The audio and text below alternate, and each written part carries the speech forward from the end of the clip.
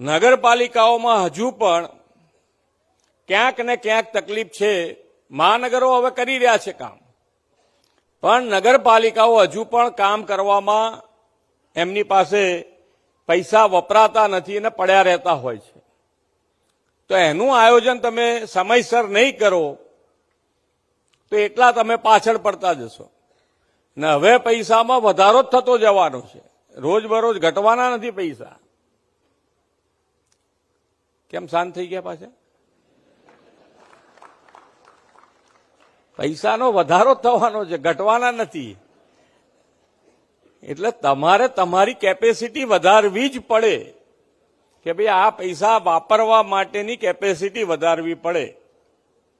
અને એ કેપેસિટી નહીં વધારો તો તમે ગમે તેટલા પૈસા અમે આપીએ પણ તમે કેપેસિટી ના વધારો તો લોકોની સુખાકારીના કામો કેવી રીતે કરી શકાય?